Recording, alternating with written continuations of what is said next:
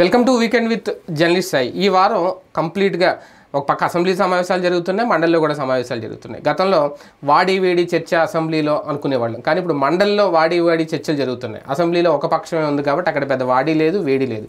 కంప్లీట్గా మండలి వైపే ఫోకస్, మీడియా అంతా కూడా అక్కడ నడుస్తున్న చర్చ మీదే. అయితే బలం ఎక్కువ ఉన్నా సరే కొన్ని బిల్లులను అడ్డుకోవడంలో వెనకబడుతుందా వైసీపీ అనేది కీలక సంస్కరణలకు సంబంధించి, బిల్లులకు సంబంధించి, విద్యుత్ ఛార్జీల పెంపుకు సంబంధించి వీటి విషయంలో చర్చ అయితే నడిచిందా తప్ప అంతకుమించి బిల్లును అడ్డుకోలేకపోయింది వైసీపీ అనేది. బయట ఉండే చెబుతున్నారు సమాధానాలు, బయట ఉండే కౌంటర్లు ఇస్తున్నారు జగన్మోహన్ రెడ్డి గారు. ప్రజలు ఎంతవరకు రీచ్ అవుతున్నాయి ఆ సమాధానాలు ప్రజలకి అనేది, అలాగే జగన్ చేసిన అప్పుల సమయంలో ఆ లెక్కలు, వాటిలో కంప్లీట్గా తెలుగుదేశం పార్టీ ఆరోపణలో డొల్లతనం కనిపించిందా, తర్వాత జగన్ గారు ఇచ్చిన కౌంటర్. మరోపక్క జనసేన అధినేత పవన్ కళ్యాణ్ గారు కూడా క్లారిటీ ఇచ్చేశారు. 10 ఏళ్ల పాటు బాబు గారే సీఎంగా ఉండాలి, ఆయనే అవసరం ఆంధ్రప్రదేశ్కని. అది కూడా ఒక జన సైనికుల్లో కానీ, కాపు సామాజిక వర్గంలో కానీ ఒక అయోమయానికి గురి చేసిందా మరోసారి ఆయన వ్యాఖ్యల్ని. వైసీపీ సీనియర్లని అరెస్టుల భయం వెంటాడుతోంది. తాజాగా ఏబీ వర్సెస్ జగన్మోహన్ రెడ్డి అన్నట్టుగా నడిచిన ఒక ఇష్యూ, వీటన్నిటి మీద చర్చించే ప్రయత్నం చేద్దాం వాళ్ళకి వీకెండ్ విత్ జర్నలిస్ట్ సాయిలో. సార్, ముందుగా ఇంకా అసెంబ్లీ గురించి పెద్దగా మాట్లాడుకోవడం వేస్ట్ ఏమో, ఒక బడ్జెట్ గురించో ఈ బిల్లుల గురించో తప్ప. కానీ మండలిలో మాత్రం వాడివేడిగా నడుస్తుంది చర్చ. కొన్ని బిల్లులను అడ్డుకోవడంలో బొత్స లాంటి వాళ్ళు మాట్లాడినా అది జస్ట్ మాటలకే పరిమితం అవుతుంది తప్ప వీళ్ళ సంఖ్యాబలాన్ని ఉపయోగించి బిల్లును అడ్డుకోవడంలో వైఫల్యం చెందుతుందా వైసీపీ? తెలుగుదేశం పార్టీ వ్యవహార శైలి ప్రతి అంశంలో కూడా రాజకీయమే చేస్తుంది. తనకున్న పవర్నంతా ఎప్పుడు వాడుతుంది. వైఎస్ఆర్ కాంగ్రెస్ పార్టీ అట్లా వాడదు. మీరు 2014-19 మధ్యలో శాసనమండలిలో ఏ బిల్లునన్నా తెలుగుదేశం అడ్డుకున్నారు? వాళ్ళు విమర్శలే చేశారు. వాళ్ళు ఏమంటారంటే వాళ్ళ ఫార్ములా ఏంటి అంటే అధికారంలో ఉన్నటువంటి వాడికి అధికారం ఇచ్చారు ప్రజలు, వాళ్ళని చేసుకొనియండి, మేము విమర్శిస్తాం, తప్పు పడతాం, దాంట్లో లోపాలు ఎత్తి చూపెడతాం, కానీ ఫైనల్గా బుల్డోజర్గా జరిగేది వాళ్ళే చేసేసుకుంటారు కదా, ఎందుకు మనం దాని మీద ప్రత్యేకించి అడ్డుపడడం అనే కాన్సెప్ట్ ఉంటుంది. అయితే అప్పుడు వీళ్ళకి పూర్తి మెజారిటీ ఏం లేదు వైసీపీ, కాబట్టి అడ్డుకోలేదు. కానీ ఎలా అడ్డుకోవాలి అన్నది తెలుగుదేశం చూపించింది వీళ్ళకి. రాజధాని బిల్లుల విషయంలో చేస్తే మళ్ళీ అవి కూడా సెక్రటరీ ద్వారా ఆపినటువంటి ఇష్యూస్ ఇవన్నీ చూసాం. కాబట్టి ఆ రోజున వచ్చేటప్పటికి పవర్ అనేటటువంటిది ఎలా వాడాలి అన్నది, అంటే రాజకీయం అనేది నరనరాన జీర్ణించుకున్నటువంటి పార్టీ తెలుగుదేశం. రాజకీయాలు ఇంకా ఓనమాలు దిద్దుకుంటుంది వైఎస్ఆర్ కాంగ్రెస్ పార్టీ. ఈ రాజకీయాలకు సంబంధించి ఇంకోటి ఏంటంటే ఫార్ములా, పాలసీలు ఇద్దరు డిఫరెంట్. తెలుగుదేశం పాలసీ ఏంటంటే మనం పవర్లో ఉన్నప్పుడు పని జరగాలి, పవర్లో లేనప్పుడు పనులు ఆగిపోవాలి, ఇంకొకటి చేయనీయకూడదు. వీళ్ళు వచ్చేటప్పటికి వాళ్ళకి పవర్ ఇచ్చారు కదా చేసుకొనియండి, తర్వాత మనం అందులో వాళ్ళు పని చేస్తే అందులో ఉన్న లోపాలు ఎత్తి చూపెట్టి మనం మాట్లాడచ్చు కదా. ఇంకోటి అడ్డుకోవడం ఎందుకు అనేటటువంటి రూట్లో ఉంటారు. యాక్చువల్గా అయితే కనుక ఇవాళ అసెంబ్లీలో పెట్టిన ప్రతి బిల్లుని వీళ్ళు మండలిలో ఆపచ్చు, అదే కదా వీళ్ళకున్న పూర్తి దీంతో. ఒక్కటంటే ఒక్క బిల్లు కూడా ఆపలేకపోయారు. ప్రతి దాంట్లో కూడా ఆపలేకపోవడం కాదు, ఆపాలి అన్న నిర్ణయం పార్టీ తీసుకోవాలా. పార్టీ తీసుకుని ఉంటే అది వేరుగా ఉండేది, పార్టీ తీసుకోవాలా. ఇప్పుడు రూల్ ప్రకారం ఏంటి, అసెంబ్లీలో బిల్లు చేశాక మండలికి వస్తుంది. మండలి దాంట్లో మళ్ళీ రకాలు ఉంటాయి. ఫైనాన్స్ బిల్లుల విషయంలో ఇక్కడ అడ్డు పెట్టడానికి కుదరదు. మీరు ఇందాక కరెంటు బిల్లు అన్న, current bill finance bill, current ఛార్జీలకు సంబంధించి వీళ్ళు ఆపడానికి కుదరదు. వాళ్ళకి అది ఏ కేటగిరీ కింద పంపించాలో తెలుసు. అది ఫైనాన్స్ బిల్లు జస్ట్ విమర్శించేసి మాట్లాడుకోవచ్చు, అబ్జెక్షన్ రేజ్ చేయొచ్చు, ఓకే వాకౌట్ చేశారనుకోండి, కాకపోతే దాని మీద అంతవరకే ఉంటుంది. అంతకు మించి వీళ్ళు ఒప్పుకోకపోయినా అది ఆటోమేటిక్ ఆమోదం పొందినట్టు మండలి. అట్లాగే జరిగింది అప్పుడు. అందుకే కదా రెండోసారి వీళ్ళు 3 రాజధానుల బిల్లును కూడా ఫైనాన్స్ బిల్లు కిందకి తీసుకురావాలని ప్రయత్నిస్తే మళ్ళీ కోర్టులకు వెళ్ళి అదంతా ఇష్యూ నడిచినటువంటిది. కాబట్టి అక్కడ తేడా ఉంటుంది. అదే సందర్భంలో మిగతా బిల్లులు అంటారా, ఇవాళ వరకు ఉన్నటువంటి దేని మీద కూడా మిగతా వాటి మీద అంత పెద్ద పబ్లిక్ లోకి వెళ్లే ఇష్యూ లేదు. కరెంట్ బిల్లు ఒకటే ఉంటుంది, అంటే జనాలకు సంబంధించింది ఒకటే, అంతే. విద్యుత్ ఛార్జీలు, ఇది భారాన్ని ఆపడం అనేది నిజంగా అయితే కనుక చెయ్యొచ్చు. వాళ్ళు ఏ కేటగిరీ కింద పెట్టారు, ఫైనాన్స్ బిల్ కింద పెట్టారు, మామూలు బిల్ కింద పెట్టారు. ఆర్థిక అంశాలతో ముడిపడి ఉన్నదాన్ని ఆపడం కుదరదు అనమాట. కాబట్టి వదిలేశారు, విమర్శ నడుస్తుంది. ప్రజలకు కావాల్సింది అదే కదా, దాని మీద ఏ చర్చ నడుస్తుంది, విపక్షం ఏం చేస్తుంది, ప్రతిపక్షం చర్చని చూసే తీరిక జనాలకి లేదు, పత్రికల్లో వార్తలు చదివే ఓపిక లేదు. రేపు కరెంట్ బిల్లు వచ్చినప్పుడు తిట్టుకుంటారు. అదే సమయంలో జగన్ గారిని నిద్రపోతున్నాడా అనుకుంటారు. అది రేపొద్దున ఇంకోటి ఏంటంటే అన్నిటికంటే దారుణం వల్ల కమ్యూనిస్టులు ఆందోళన చేశారు కరెంట్ ఛార్జీల మీద. ఆందోళన చేయడానికి ఒక కార్యకర్త కూడా దమ్ము ధైర్యం చేయట్లేదు వైఎస్ఆర్ కాంగ్రెస్ పార్టీకి. తెలుగుదేశం పార్టీ వాళ్ళు మొదటి ఏడాది కొంత వెనకాడారు, కానీ ఆ తర్వాత మీకు ప్రతిరోజు వెంటాడారు వైఎస్ఆర్ కాంగ్రెస్ పార్టీ పవర్లో ఉన్నప్పుడు. కేసులు పెట్టించుకున్నారా ఏదైనా సరే. కానీ వాళ్ళ తెలుగుదేశం పార్టీ అధికారంలోకి వచ్చాక వైఎస్ఆర్ కాంగ్రెస్ పార్టీ వాడు వణుకుతున్నాడు తప్పించి దమ్ముగా నిలబడుతున్నాడు ఎవడున్నాడు? కార్యకర్తలు రోడ్డు మీదకి ఎక్కి ధర్నా చేస్తున్న వాళ్ళు ఎవరున్నారు? కరెంట్ ఛార్జీల మీద ఎంత ఉద్యమం చేయాలా? లేదా నీకు జాత కాకపోతే కమ్యూనిస్టులు కలుపుకునేళ్ళు వాళ్ళకి ఎన్ని సంవత్సరాలైనా ఎన్ని కేసులు పెట్టుకున్నా వాళ్ళు దమ్ముగా నిలబడతారు కమ్యూనిస్టులకి. వాళ్ళకున్న ఓపిక కూడా ఇక్కడ అంటే వాళ్ళకున్న కమిట్మెంట్ వైసీపీకి లేదు. ఇదేదో పవర్ వచ్చింది వాడుకున్నారు వెళ్ళిపోయారు, జగను కావాలి అంతే. కానీ మిగతా రిస్క్ వీటికి సిద్ధంగా లేదు వైఎస్ఆర్ కాంగ్రెస్ పార్టీ క్యాడర్ అనేది ప్రూవ్ అవుతోంది అక్కడ. అంటే ఒకటి ఇంతకుముందు సబ్స్టేషన్ల ముట్టడి, విద్యుత్ ఛార్జీలు పెరిగినప్పుడల్లా, లేదంటే మద్యం ధరలు పెరిగినప్పుడు వైన్ షాపులు ముట్టడానికి క్లోజ్ చేయడం. మొన్న కూడా గుంటూరులో ఒక ఉద్యమం నడిచింది. ఆ సెంటర్లో వైన్ షాప్ 3 రోజులు మూసేశారు, లేడీస్ అందరూ వెళ్ళి. కానీ ఏంటంటే నడుస్తున్నాయేమో మేబీ, కానీ తెలియట్లేదు మీడియాలో కానీ ప్రజలకు కూడా తెలియకపోవడం. ఇక్కడ సభకు వెళ్ళుంటే జగన్మోహన్ రెడ్డి లేదంటే ఒక పిలిపిచ్చుంటే ఇటువంటి యాజిటేషన్స్ ఏమైనా చేయించుంటే ప్రభుత్వం వెనక్కి తగ్గేదేమో, అది కూడా ఒక మైనస్. నేను వెళ్ళకపోవడం తగ్గదు, పైగా ఎదురుదాడి చేస్తుంది, అందులో డౌట్. అంటే అసలు వీళ్ళ దాడి అంటూ మొదలు పెడితే ఎదురుదాడి చేస్తుందా లేదా? 2 కోణాలు. ఒకటి అసెంబ్లీలోకి వెళ్ళి మాట్లాడే దమ్ము ఉండాలా, ఆ దమ్ము కనిపించట్లేదు.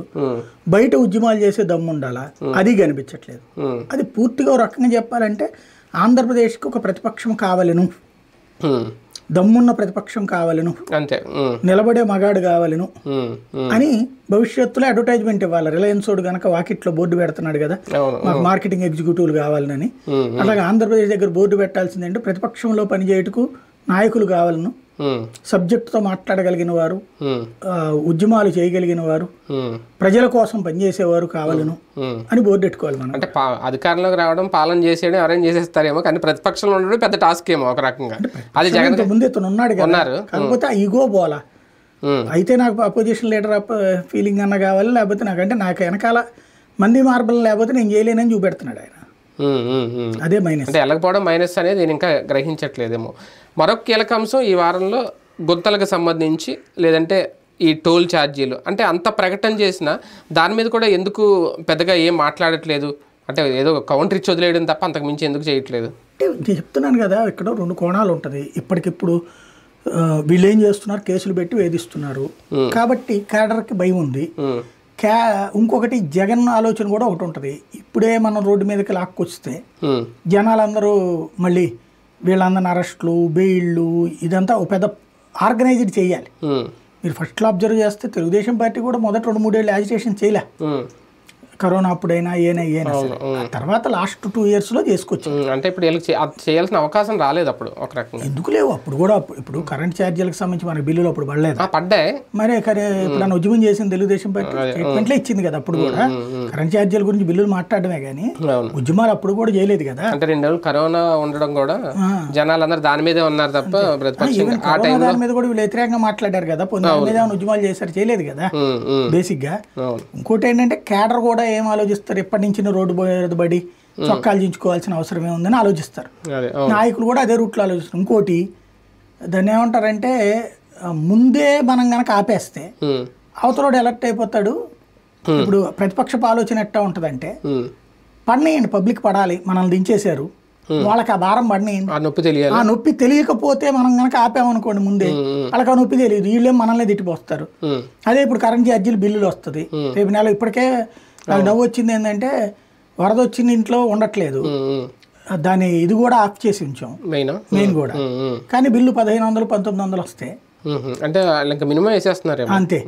అప్పుడు ఇంకేంటి మినిమం అనేది? మినిమం అంటే అప్రాక్సిమేట్ గా గత 3 నెలలు ఎలా వాడారు అనేది చూసి దాని మీద కూడా వేసేస్తారు. ఏం చేయాలో 150 చేశారంటే ఒక అర్థం ఉంది. అవును, 2 నెలల నుంచి లేవన్నప్పుడు ఎట్లా చేయాలి? దాని యావరేజ్ బిల్ ఏదో అంటారు, అలా వేసేస్తారు. కరెక్ట్, అది ఉంటుంది నేననే పాయింట్. ఇప్పుడు అదే ఒక ఎత్తు అయితే ఇప్పుడు నాకు తెలిసిన ఇది ఉంది, దాని పేరు ఏమంటారు, మన సోలార్ ప్యానల్.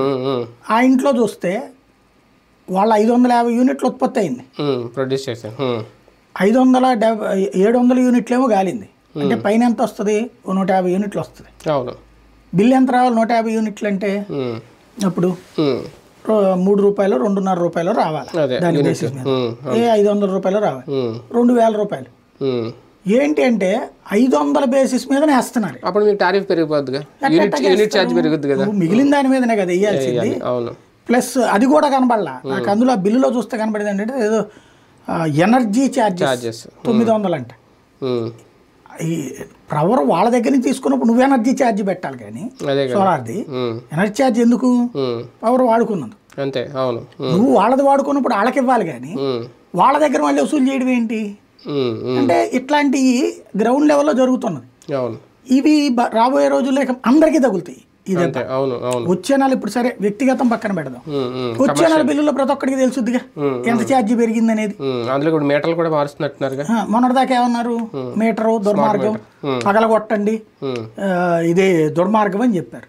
ఇప్పుడు వచ్చేటప్పటికి మళ్ళీ అదే పేపర్లో హెడ్డింగ్ ఏమొస్తుంది, అద్భుతమైన మార్పు, ఇవి జరగబోతున్నాయి అని రాస్తున్నారు. అంటే ఏమనాలి మనం దీంట్లో? ఎన్నికల ముందు వరకు సంపద సృష్టించాలంటే బాబు వల్లే, ఆయనే ఒక విజన్ ఉన్న నాయకుడు అని చెప్పి ఆయనే చెప్పారు, అందరూ చెప్పారు. తర్వాత సడన్గా నేనేం మంత్రాలు రావు, నేనేం మాంత్రికుడిని కాదు, మీకు గొంతలు పోడ్చాలంటే టోల్ కట్టాల్సిందే, ఫ్లీట్ మార్చారా లేదంటే ఇదే సంపద సృష్టి అని చెప్పి ఏమైనా చెప్తున్నారా? ఆయన ఫ్రమ్ ద బిగినింగు ఇక్కడ వీళ్ళిద్దరి విధానాలకు సంబంధించి మనం మాట్లాడుకోవాలి. జగన్ విధానం ఓ రకంగా చెప్పాలంటే వామపక్ష ఐడియాలజీ, చంద్రబాబు ఐడియాలజీ దాన్ని ఏమంటామంటే రైటిస్ట్ ఐడియాలజీ. ఇది ఆర్థిక విషయాలు, ఆర్థిక విషయాల్లో అన్నిట్లలో ప్రభుత్వ పాత్ర ఉండాలని చూసుకుంటాడు జగన్మోహన్ రెడ్డి, ప్రభుత్వ పాత్రే ఎక్కడా ఉండకూడదని చూసుకుంటాడు చంద్రబాబు నాయుడు. ఇదివరకైనా అంతే. ఇప్పుడు అంటే ఆయన మార్క్ కనబడాలా కాదు, జరిగిపోవాలి, మనకి చేతుల మీద భారం పడద్దు. ఇప్పుడు మన జగన్ ఏమంటాడు, రోడ్లు ప్రభుత్వ డబ్బుల్లో నుంచి ఇచ్చాడు కదా, అంతే. Very simple logic. నాకు అర్థం కాంది, మనందరం బండి కొన్నాం, కారు కొన్నాం, ఏది కొన్నా మనకి దాంట్లో రోడ్డు ట్యాక్స్ అని వేస్తాడు. ఏంటి అది అని అర్థం? మనం రాబోయే ఆ వెహికల్కి 15 ఏళ్ళు ఏమో కాలపరిమితం, లైఫ్ ట్యాక్స్ అని కూడా. ఈ 15 సంవత్సరాల పాటు మనం వాడుకోవడానికి పన్ను ముందే కట్టించుకుంటారు. మరి మళ్ళీ రోడ్డు టోల్ గేట్ ఏంటండి, అది కూడా 18%. సరే హైవే వాడు వేసాడంటే ఒక అర్థం ఉంది, ఎందుకు ఈ రోడ్లు కాదు కదా అనేసి. కానీ ఈ డబ్బులు వచ్చేది రాష్ట్రానికేగా. మరి ఈ డబ్బులు రాష్ట్రానికి వస్తున్నప్పుడు రాష్ట్రం మళ్ళీ మన దగ్గర రోడ్డుకి టోల్ గేట్లు వేస్తాము, గుంటలు పోడ్చడానికి డబ్బులు లేవంటాం ఏంటి? నెంబర్ 1. నెంబర్ 2, దాని పేరు ఏమంటారు, సెస్ అని వేస్తున్నారు, పెట్రోల్ రోడ్ ట్యాక్స్ అని వేస్తున్నారు, రోడ్డు సెస్ అని. మరి ఆ డబ్బులు ఏం చేస్తున్నారు? ఈ రెండు కలిపితే అసలు సింపుల్ కదా. కానీ ఇది అడిగేవాడెవడు, మాట్లాడేవాడెవడు, ఎంత వస్తుందో జగన్కి తెలియదా? అడగడం చేత కాదు, ఎందుకంటే తను చేయలేదుగా, తను చివరిలో చేసుకొచ్చాడు, రోడ్లు వేసాడు. ఇప్పుడు ఇక్కడ రోడ్లే వేయట్లా, ఇది ఇప్పుడు గుంటలు పూడుస్తున్నారు. కానీ అదేదో జేబులో నుంచి ఇస్తున్నాం అన్నట్టు ఫీల్ అవుతున్నారు. మన అందరి దగ్గర వసూలు చేశారు. అసలు మన రోడ్ ట్యాక్స్ కట్టేదే రోడ్ల కోసం, మరి రోడ్ల మీద తిరుగుతాం కాబట్టి రోడ్లు బాగోగుల కోసం రోడ్లు వేయాలని ట్యాక్స్ కడతాం. అదే కాకుండా మళ్ళీ రోజు పెట్రోల్ మీద కూడా కడతాం. అవును, రోడ్ సెస్. అవును, అది కాకుండా హైవేల మీదకి వెళ్తే హైవేల టోల్ గేట్లు అదే హైవే వేస్తారనుకోండి. ఆయన ఆస్పెక్ట్ అట్లా ఉంటది చంద్రబాబు. ఇప్పుడు అది కొత్త విచిత్రం, నీటి తీరువ పాత పద్ధతిలో ఉండేది.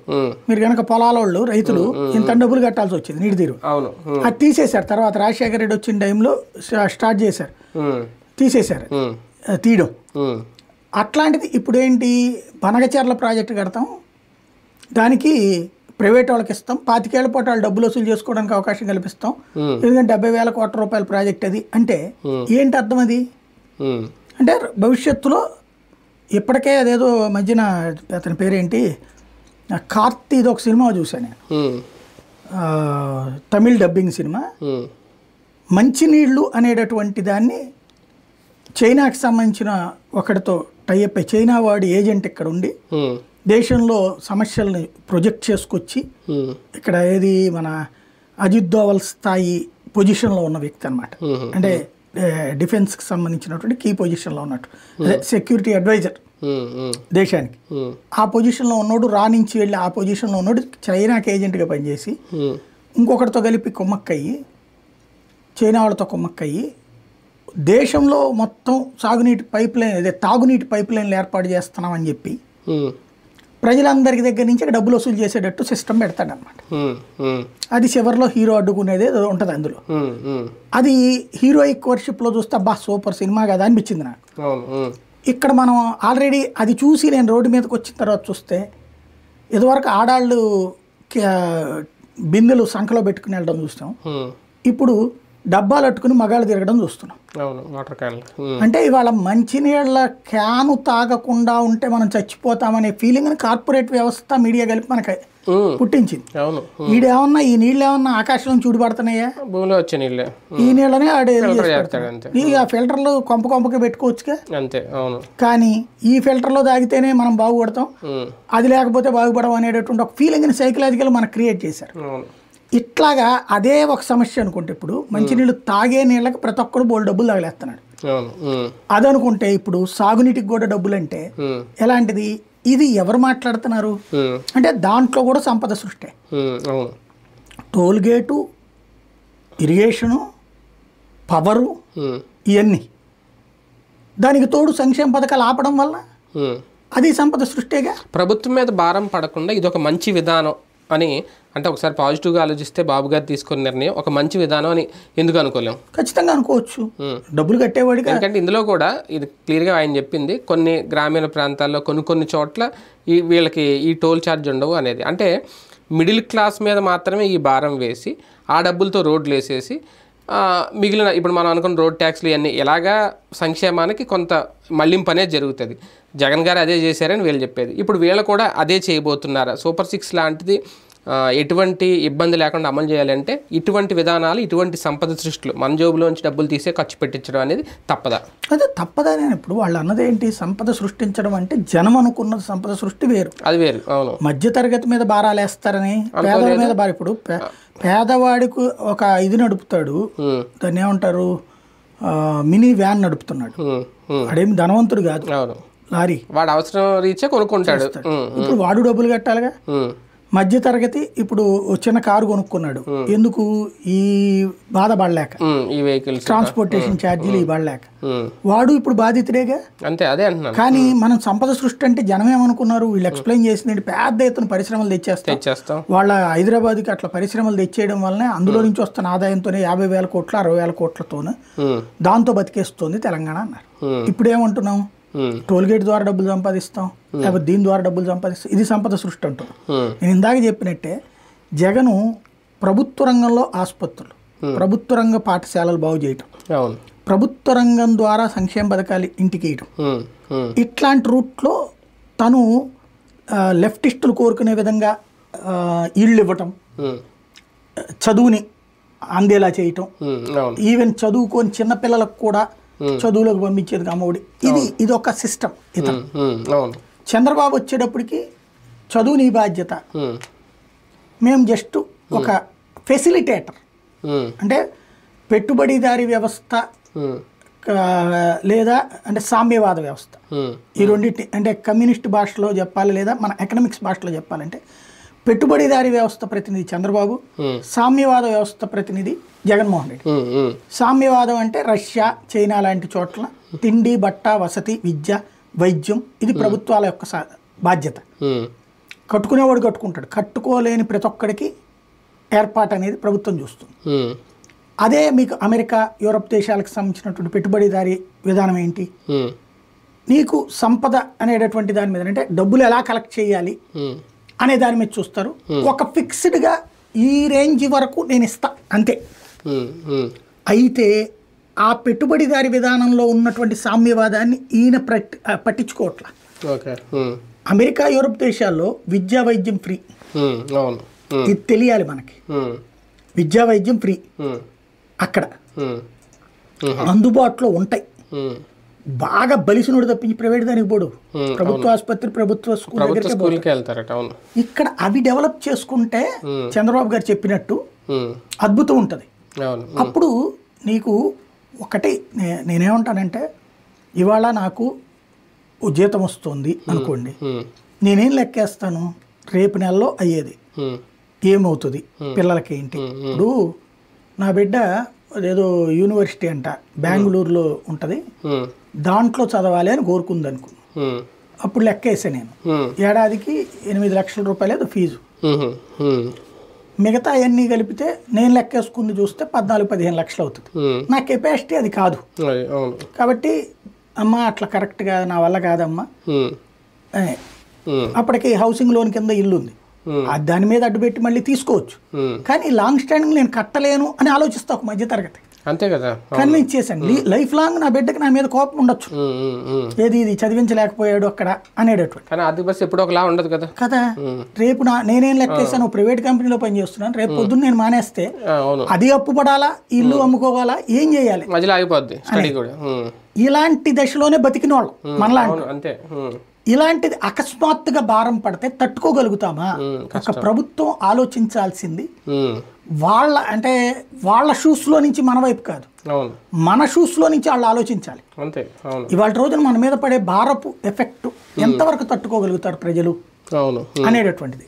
అది ఆలోచించకపోతే తాత్కాలికంగా బానే ఉంటది ఈ రాజకీయము, తిట్టిపోయడము, విమర్శ. ఇది లాంగ్ స్టాండింగ్ లో ఇది తట్టుకోలేనంత స్టేజ్కి వచ్చిన తర్వాత ప్రజలు ఏం చేయాలి? పర్లేదు జగన్ గారు రాష్ట్రాన్ని నాశనం చేసేసాడంట, అందుకని వీళ్ళు బాగు చేస్తున్నారు కాబట్టి మనం కడదాం అనుకుంటాడా? మీరు రాజకీయం ఏమైనా చేసుకోండి, నా మీద పడకండి, నా డబ్బులు నాకు ఇచ్చేయండి. ఏ పేదవాళ్ళైనా ఏం కోరుకుంటారు? తనకి ఇదివరకు నవరత్నాలు వచ్చినాయి, ఇప్పుడు ఆ నవరత్నాల కంటే ₹1 ఎక్కువ రత్నం సూపర్ 6లో వస్తుందని చెప్పారు. అతను మొత్తం కలిపితే ఏడాదికి 1.5 లక్షలు ఇచ్చాడు, మేము 2 లక్షలు ఇస్తున్నామని చెప్పారు. ఈ 2 లక్షలు వచ్చినాయా? ఇప్పుడు రాలేదు. జగన్ వల్ల నాశనం అయిపోయింది కాబట్టి అంటే నువ్వు అప్పుడే చెప్పావు కదా 14.5 లక్షల కోట్ల అప్పు అని. 14.5 లక్షల కోట్ల అప్పు చెప్పినప్పుడే నువ్వు ఈ పథకాలు చెప్పావు. నీకు భారం వేస్తానని లేదా, భారం తగ్గిస్తానన్నావు, కరెంట్ ఛార్జీ తగ్గిస్తానన్నావు, వాలంటీర్ 10,000 జీతం పెంచుతానన్నావు, సచివాలయ వ్యవస్థ అద్భుతంగా ఉంచుతామని చెప్పావు. అన్నీ తీసేసి వాళ్ళకి గవర్నమెంట్ ఆఫీసుకు పోతే డబ్బులు అవసరం అవుతాయి, ఏ పనికి కావాలన్నా సమస్య అవుతుందంటే ఇసుక అద్భుతంగా ఫ్రీగా అందిస్తాం, ఇప్పుడు అంతకంటే ఎక్కువ రేటుకి వస్తే ఇవన్నీ అడ్వాంటేజ్. జగన్ దుర్మార్గుడు కాబట్టి ఇవన్నీ భరిద్దాం మనం అని ఎన్ని రోజులు అనుకుంటారు జనం? జగన్ మీద విమర్శలు లేదంటే జగన్ ఇంకా తప్పుగా చూపించే ప్రయత్నం కంటిన్యూగా జరుగుతుంది. మొన్న అప్పుల విషయంలో, అప్పుల లెక్కల విషయంలో కంప్లీట్గా తెలుగుదేశం పార్టీ డొల్లతనం బయటపడింది అనేది జగన్మోహన్ రెడ్డి గారు ప్రెస్ పెట్టి మరీ చెప్పింది. ఇక్కడ లోపం తెలుగుదేశం పార్టీదా లేదంటే నిజంగా జరిగింది అదేనా? 6 లక్షల కోట్లకి 10 లక్షల కోట్లకి అంటే ఆ వ్యత్యాసం వీళ్ళు చూపించారు, వాళ్ళు చూపించిన లెక్కలు కూడా వాళ్ళు చూపించారు. ఎక్కడ కనిపిస్తోంది, ఎక్కడ జరుగుతోంది లోపం? మన ఆలోచన తీరులో లోపం ఉంది అంతే.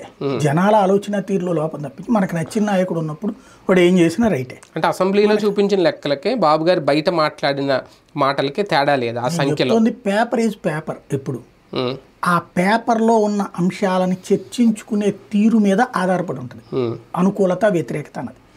చంద్రబాబు నాయుడు ఒక దాన్ని ఏమంటారు, ఇసుక రేటు పెంచాడు, జగన్ గారు దోచుకుపోవడం వల్ల చేశాడు. లేకపోతే కనుక ఒక కరెంట్ ఛార్జీలు పెట్టాడు, జగన్ వలన చేశాడు.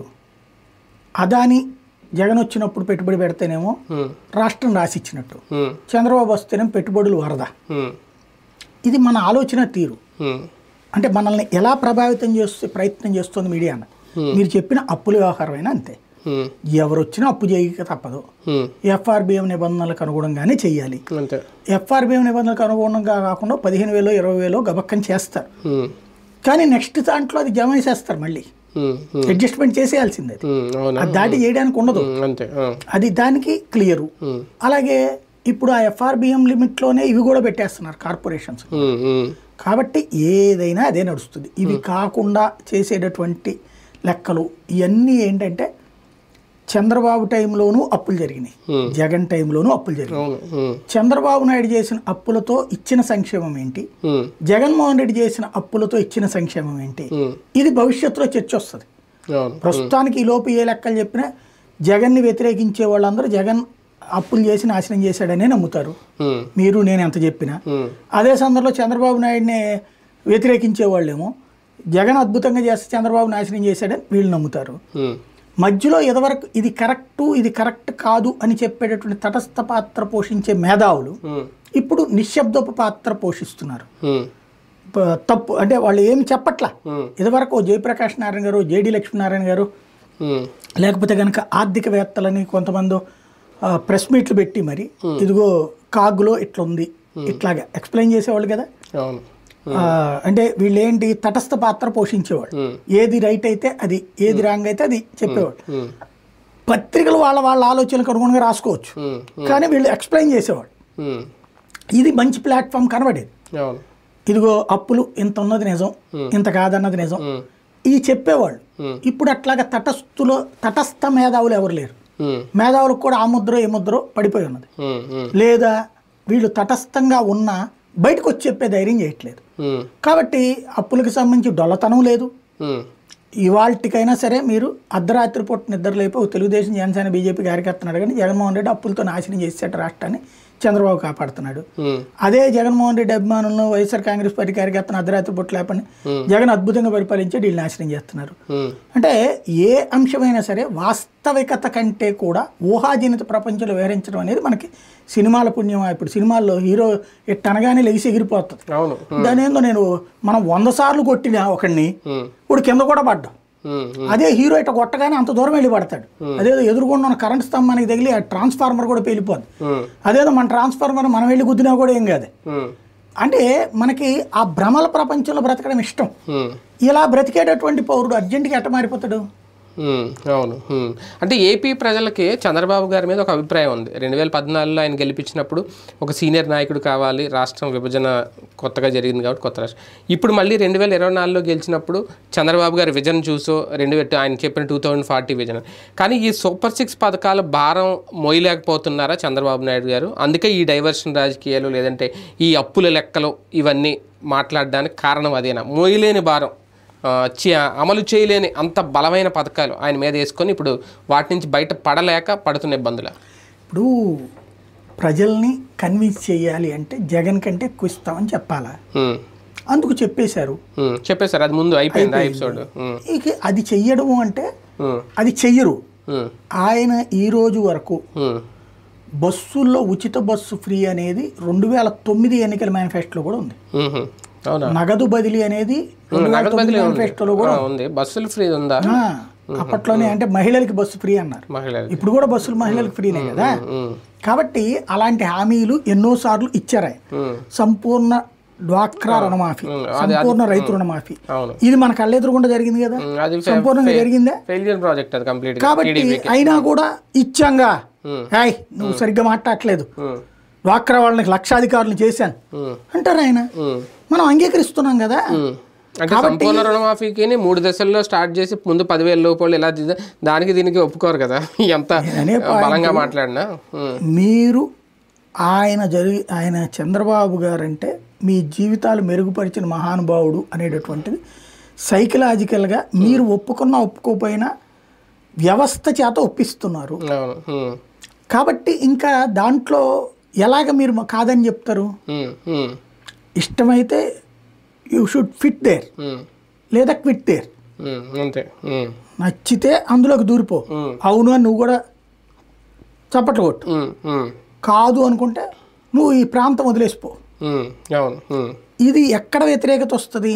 ఈ టిట్లలో సోషల్ మీడియాలో వస్తుంది. కాబట్టి సోషల్ మీడియాలో భయభ్రాంతులకు గురి చేసేయడం ఇవన్నీ ఫ్యూచర్ అంటే ఒకటే లెక్క. బాబు గారు చెయ్యాలనుకున్నా చేయలేరు అవన్నీ. ఇప్పుడు అదేంటంటే దశల వారి. ఇప్పుడు ఈ ఏడాది గ్యాసు, పెన్షన్, గ్యాసు, అన్న క్యాంటీన్ సూపర్ 6 కాదు కానీ అది చేశారు. అన్నీ ఒకేసారి చేసేస్తే సోమరపోతులు అయిపోతారు, లేదా ప్రజలకి తర్వాత ఆ ఇంపార్టెన్స్ తెలియదు అని Chandrababu style of functioning. Jaganmohan Reddy మొత్తం ఫస్ట్ నుంచి ఇచ్చాడు కదా, మొదటి ఏడాది నుంచి ఇచ్చాడు కదా. మరి జగన్ గెలిపించారా జనం? చీప్ అమ్మన్నారు. అంటే ఒకేసారి ఇచ్చేయడం కూడా జనాలకి నొప్పి తెలిసి ఇలా చేసి ఇవ్వడం వేరు, ఒకేసారి ఇవ్వడం కాదు కదా. 5 ఏళ్ళు ఇచ్చాడు అతను. అదే అండి. అవును, పథకాలు నవరత్నాలు ఇమీడియట్ గా అమలు చేశాడు ఆయన, ఒకదాని తర్వాత ఒకటి, ఒకదాని తర్వాత పెద్ద గ్యాప్ లేదు. హామీ అది కదా. అవును, అదే 5 ఏళ్ళు ఇస్తానన్నాడు కాబట్టి ఇచ్చాడు అతను. 4 ఏళ్ళు ఇస్తానన్నది కూడా 5 ఏళ్ళు ఇచ్చిన సందర్భం. అతను చెప్పింది చేశాడు.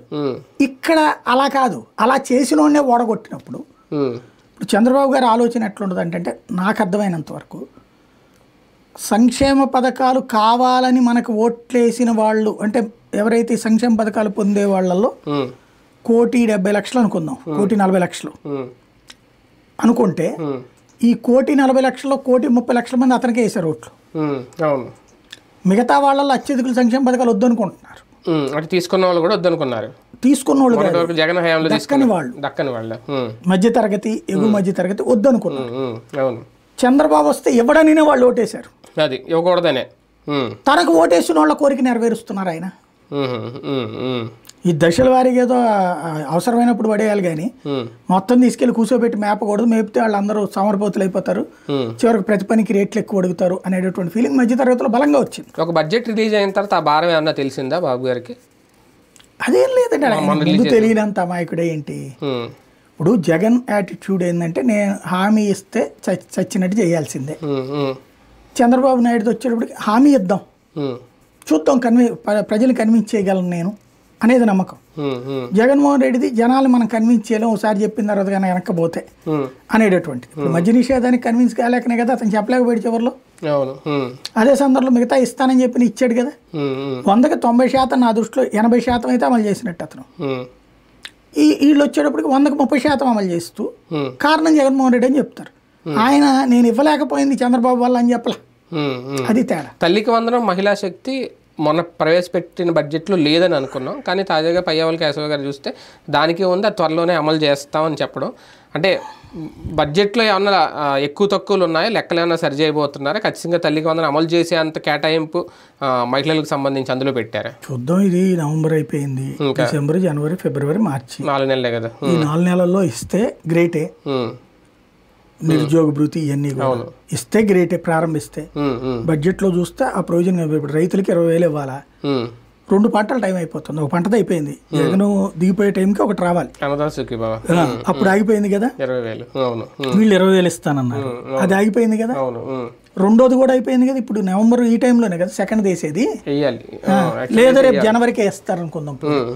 2 టర్మ్లు అనుకుంటే జగన్ జూన్ ఆ టైంలో అతను వేయలేదు కాబట్టి అదొక టర్మ్ అనుకుందాం. రేపు జనవరి కన్నా వేస్తారా?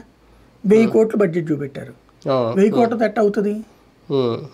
నెంబర్ 1 అంటే వ్యవసాయ బడ్జెట్లోనే ఇదంతా సెపరేట్గా పెట్టారు కదా, అన్నదా సుఖీభావ అందులో చూపించాలి. తర్వాత ఇందులో ఎన్ని వేల కోట్లు అవుతుంది? దాదాపు 90 లక్షల మంది ఉన్నారు మహిళలు 18 ఏళ్ళు దాటిన. అవును, 90 లక్షలు ఇంటూ 1,500 రూపాయలు. మరి ఆ రేంజ్ లో డబ్బులు ఉన్నాయి అక్కడ. బడ్జెట్ కేటాయించారా? కేటాయిస్తే గ్రేట్. ఇప్పుడు దాంట్లో 2 కనబడదు. ఒకటి ఫీజు రియంబర్స్మెంట్, ఏదైతే అమ్మ ఒడి తల్లికి వందనం అన్నారు కదా, ఆ డబ్బుల్ని నేను వివిధ పద్ధతుల కింద పెట్టానని చెప్పాడు ఆయన. కానీ ఆ డబ్బులు అక్కడ అయ్యే చాలవు వాస్తవంగా. 8,000 కోట్లు ఎంత అవసరం అయితే 6,500 కోట్లు పెట్టారు. మరి అది ఇస్తే మేబీ నేను అనుకోవడం తల్లికి వందన డబ్బులు రేపు జనవరిలో వేస్తారు. అప్పట్లో లోకేష్ చెప్పారు ఆ మొక్క జనవరిలో వేస్తామని, జనవరిలో వేస్తామని. అదేసేసి ఇది రైతులకు సంబంధించి ఏప్రిల్ మే అంటే వచ్చే ఏడాది, ఈ ఏడాది ఒకటి వదిలేయటం. ఇప్పుడు ఇందులో విశేషం ఏంటంటే ప్రభుత్వానికి దాదాపుగా 15,000 కోట్ల ఎంతో డబ్బులు తగ్గినాయి. ఎట్లాగా 1,500 కోట్లు నెలకు అనుకుంటా ఖర్చు. వాలంటీర్లను తీసేసాక నెలకు తగ్గిందంటారా, మిగులంటారా? అవునవును, డబ్బులు మిగులుతున్నాయి కదా. 2 లక్షల మంది, 5,000 అవి ప్రతి నెల మిగులుతున్నాయి కదా. పోనీ అయ్యన్న తల్లికి వందనాన్ని ఖర్చు పెట్టచ్చు కదా, ఫీజు రియంబర్స్మెంట్ ఖర్చు పెట్టచ్చు కదా. అవును, ఖర్చులు బోల్డ్ అని తగ్గించారు.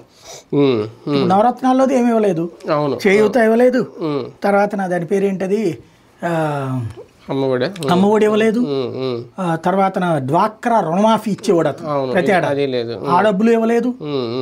ఇట్లాంటి డబ్బులు బోల్డ్ అని, అలాగే బీసీ నేస్తాం, కాపు నేస్తాం, ఈబీసీ నేస్తాం, ఇట్లాంటివన్నీ డబ్బులు వేసేవాడు.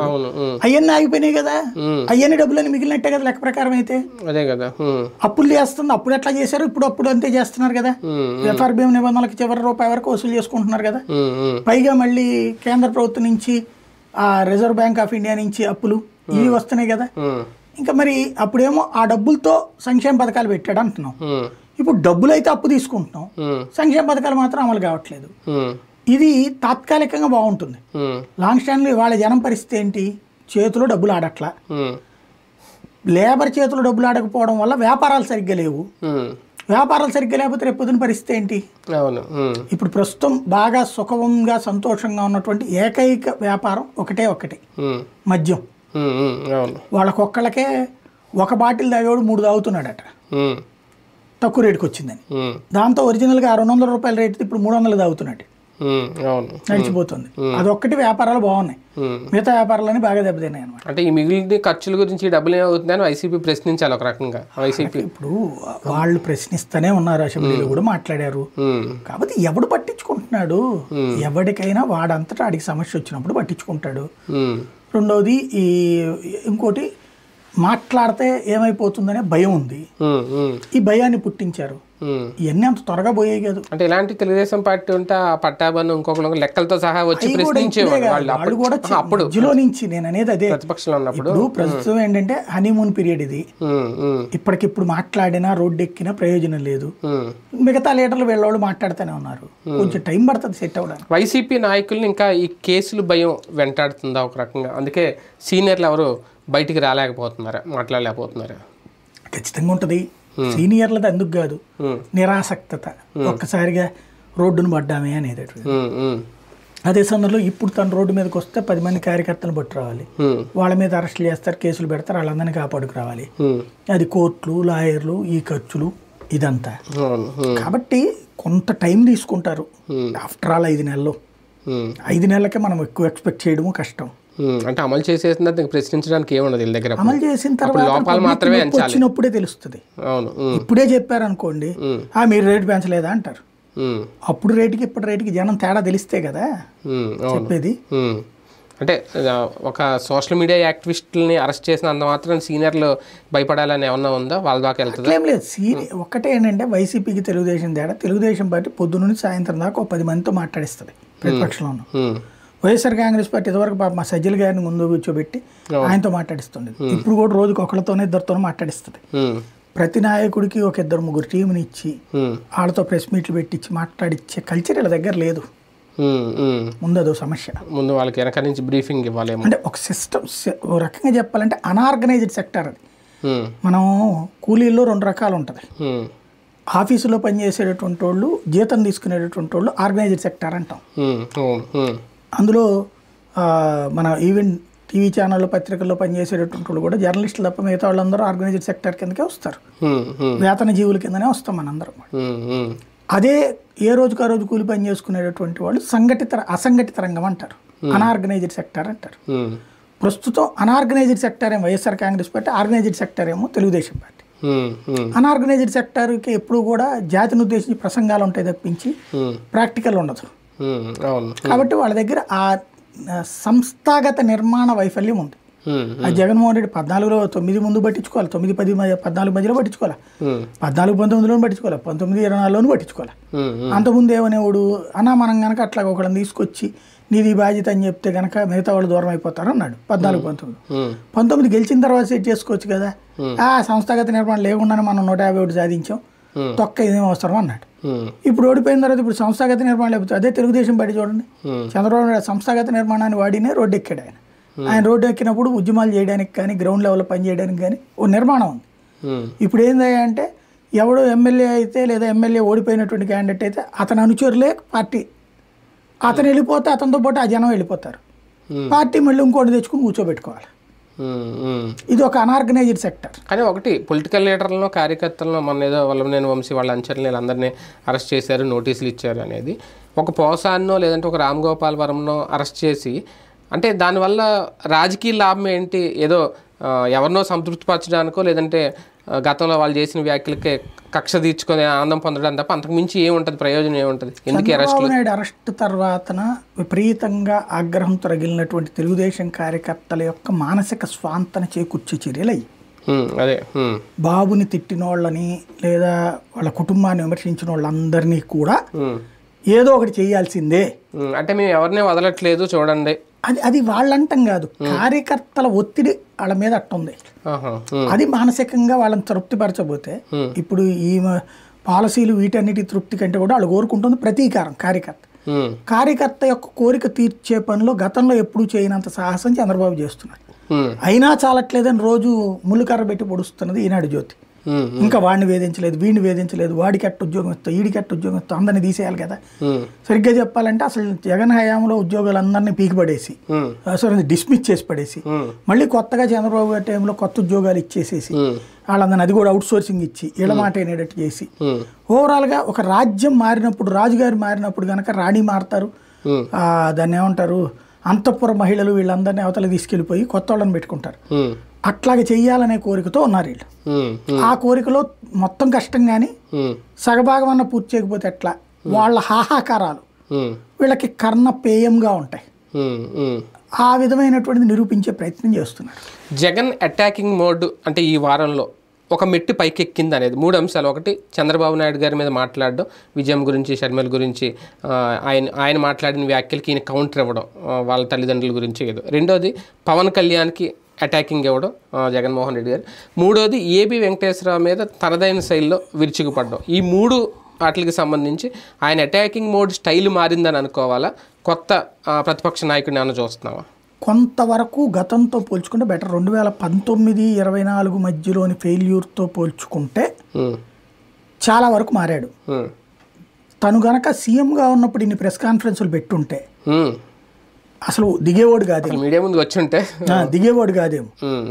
అప్పుడంతా మన వైట్ హౌస్ టైప్లో, వైట్ హౌస్లో కనుక ట్రంప్లు వీళ్ళు పద్దాకు వచ్చి మాట్లాడరు, అధికార ప్రతినిధి మాట్లాడతారు ట్రంప్ స్వరం ఏంటి, బైడెన్ స్వరం ఏంటి అని. మేజర్ ఉన్నప్పుడు వచ్చేవాళ్ళు, ఈయన అసలు అది రాల. చంద్రబాబు గారు మీడియాతో స్పందించే తీరు, జగన్మోహన్ రెడ్డి స్పందించే తీరు చూస్తే స్టిల్ నౌ ఈజ్ వీక్.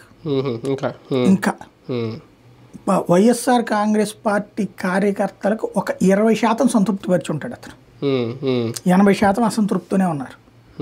ఎందుకంటే మొత్తం ఎక్స్ప్లెయిన్ చేస్తున్నారు, వినే తీరిక ఎవరికి ఉంది? అవును, పొంకాలు పేజీలు చదివితే ఎవరికి ఎక్కదు, ఉండదు. రెండో పాయింట్ ఏంటంటే నువ్వు రోడ్డెక్కి కూర్చోవాలా, అవును, న్యాయ పోరాటాలు చేయాలా. ఇవాళకి అనుకుంటా కపిల్ సిబల్ని తీసుకొచ్చి కూర్చోబెట్టారు, ఎప్పటి నుంచి చేయాలి అవన్నీ? అవును. సో 4 సుప్రీంకోర్టు లాయర్ని ఎంగేజ్ చేసుకోవడం, 4 సీనియర్ లాయర్ని హైకోర్టులో రెడీ చేసుకోవడం, ఈటెట్లలో మొహమాటాలు పక్కన పెట్టడం, ఇవన్నీ ఆయనకి వర్కౌట్ కాదు. రాబోయే రోజుల్లోనే చేస్తాడని చూద్దాం. ఇదేంటంటే రంగా చెప్పాలి, కాస్త స్వాంతన చేకూర్చారు జగన్, అంత మించి అద్భుతమేం కాదు అది.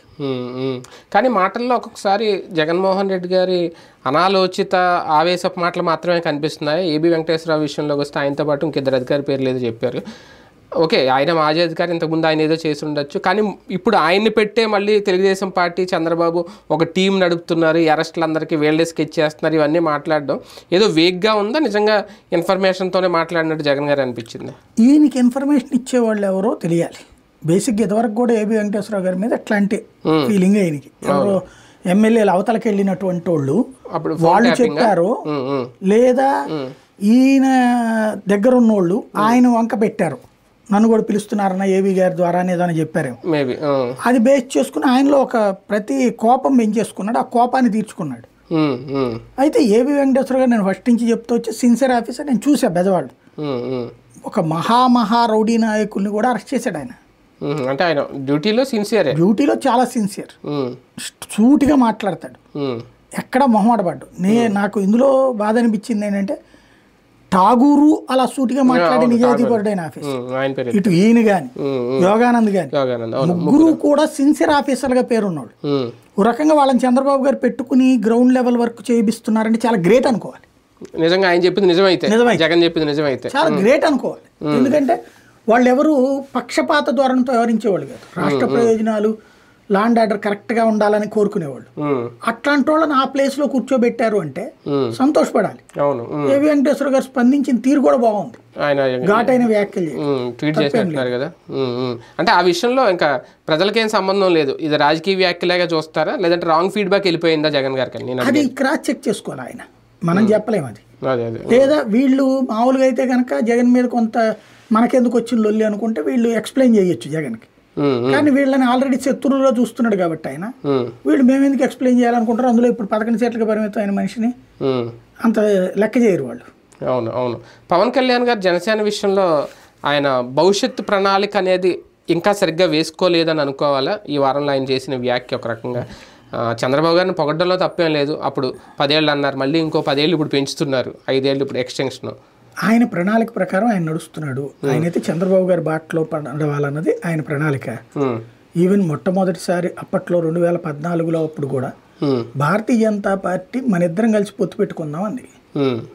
వాస్తవంగా మన ఇద్దరం కలిసి పొత్తు పెట్టుకుందాం అంటే అప్పుడు జగన్ గెలిచేస్తాడు అని భయపడి ఈయన బీజేపీతో పొత్తు పెట్టుకుని మీ ఇద్దరు పెట్టుకోండి, నాకు అసలు సీట్లు కూడా వద్దని చెప్పాడు. లేకపోతే ఆ రోజునే పోటీలోకి వచ్చి ఉండేవాడు, తృతీయ ప్రత్యామ్నాయంగా వచ్చేవాడు. వాస్తవంగా మనందరం ఆయన తృతీయ ప్రత్యామ్నాయంగా చూస్తాం, కానీ ఆయన మాత్రం జగన్కి ప్రత్యామ్నాయంగా బాబు బెటరు, బాబుకి నాలాంటి వాడు అన్న ఉండాలి తప్పించి నేను ప్రత్యామ్నాయం కాదు అని ఆయన ఫీల్ అవుతారు. జగన్కి ప్రత్యామ్నాయం తప్పించి నేను బాబుకి ప్రత్యామ్నాయం కాదు అని ఆయన ఫీల్ అవుతారు. దానికి తోడు చంద్రబాబు గారు అపారమైనటువంటి మేధావి అనేటటువంటిది ఆయనకి నమ్మకం ఉంది. అది ఇప్పుడు మరోసారి స్పష్టమవుతుంది. అంటే పవన్ కళ్యాణ్ గారు రాజకీయంగా ఎదగాలనుకోవడం వేరు, జనసేన అధినేతగా ఎదగాలనుకోవడం వేరు. ఇప్పుడు రాజకీయంగా ఎదిగేసాను ఇంకా చాలనుకుంటున్నారా? జనసేనను అసలు ఆయన బ్రెయిన్లో తీసుకోవట్లేదా? మా నాయకుడు, మా పార్టీ బాబు గారి టీడీపీ అనే ఉద్దేశంలో ఏమన్నా ఆయన మాటలు మాట్లాడుతున్నారా? బేసిక్గా ఒకటే 2 కోణాలు కనబడుతుంది. ఒకటే ఏంటంటే పాజిటివ్గా బాబు గారితో ఉంటూ భవిష్యత్తులో బాబు గారి తర్వాత ఆయన నాయకుడు అవ్వాలి అన్నటువంటిది లాంగ్ స్టాండింగ్ వ్యూహం అయి ఉండాలి, నెంబర్ 1. రెండోది వచ్చేటప్పటికి జగన్ అనేటువంటి వాడు గద్దె దిగిపోతే ఆ ప్లేస్ తను ఆక్యుపై చేసుకోవచ్చు కాబట్టి చంద్రబాబు ద్వారా జగన్ని తొక్కేబిచ్చి తర్వాత తను ఆ ప్లేస్కి వెళ్ళొచ్చు అనే ఆలోచన అయి ఉండొచ్చు. అంటే అంత రాజకీయం ఉంటే ఓకే, ఈయన హానెస్టీ నిజాయితీ పరుడు కదా, అంత ఆలోచిస్తారా అని. ఇప్పుడు హానెస్టీ నిజాయితీ పరుడు అయితే కనుక ఇదివరకు మనం అదే అనేవాళ్ళం. వాలంటీర్ల విషయంలో తేడా వచ్చాకన్నా నిజం చెప్పు ఉండాల్సింది. మిస్సింగ్ కేసులు తేడా వచ్చినప్పుడు అని నిజం మాట్లాడాను. నాకు వచ్చిన ఫీడ్బ్యాక్ నేను మాట్లాడాను, తీరా చూస్తే అది రాంగ్ అని అర్థమైందని చెప్పుంటే అది మీరు చెప్పినట్టు హానెస్ట్ అవుతుంది. ఇప్పటికి కూడా మా చంద్రబాబు గారు చెప్పేదాన్ని రాంగ్ని ఈయన కూడా నెత్తిన పెట్టుకుంటే ఇంకా అందులో హానెస్టీ ఏముంటుంది? తను వ్యక్తిగతంగా హానెస్టీ అయి ఉండొచ్చు, రాజకీయపరమైన హానెస్టీ ఇదివరకు ఉండేది, బోళాగా మాట్లాడేసేవాడు ఆయన. ఇప్పుడు ఆ రాజకీయపరమైన హానెస్టీ పోయింది, ప్రజెంట్ కవర్ చేసుకొచ్చేటటువంటి పనిలో ఉన్నారు. ఇప్పుడు for example Visakha steel plant Jagan నాశనం చేయకపోతే జగన్ నాశనం చేసేది ఏంది, అందులో చంద్రబాబు నాశనం చేసేది ఏంది? బేసిక్గా విశాఖ స్టీల్ ప్లాంట్ అనేది ప్రైవేట్ చేయడానికి డ్రామా నడుస్తుంది అక్కడ. దాన్ని కంట్రోల్ చేయడానికి మీరేం చేయగలరు? ఎన్డీఏలో భాగస్వామిగా ఉన్నారు కాబట్టి, లేదా మీదే ఎన్డీఏ కాబట్టి. అది మానేసేసి రాజకీయాలు మాట్లాడుకుంటే అక్కడ ప్రయోజనం ఏముంటుంది? అంటే ఆయన కూడా పొలిటీషియన్ గానే మారిపోతున్నాడు. ఇదివరకు మళ్ళీ ఆల్టర్నేటివ్ ఇట్లాంటి కాన్సెప్ట్ నుంచి ఉతరకు వచ్చాడు ఆయన, ప్యూర్ పొలిటీషియన్ అయిపోయారు ఇప్పుడు. అంతే, రైట్. చూద్దాం మొత్తానికి ఏం జరగబోతుంది. రాజకీయాలు ఆంధ్రప్రదేశ్లో అయితే కీలక పరిణామాలు జోడు చేసుకుంటున్నాయి. మండలిలో మాత్రం మంచి హాట్ చర్చలు అయితే నడుస్తున్నాయి. కాకపోతే బిల్లులు అడ్డుకునే విషయంలో వైసీపీ వెనక్కి తగ్గుతుందా, లేదంటే బిల్లుల్ని ఆపలేకపోతుందా, స్ట్రెంత్ ఉన్నా సరే ఈ చర్చ అయితే బలంగా నడుస్తుంది ప్రజల్లో. ఇక పవన్ కళ్యాణ్ గారి మాటలకు సంబంధించి కానీ భవిష్యత్ రాజకీయాలు ఎలా ఉండబోతాయి వేచి చూడాల్సిన అంశం. ఇది ఇవాల్టి వీకెండ్ విత్ జర్నలిస్ట్ సాయి.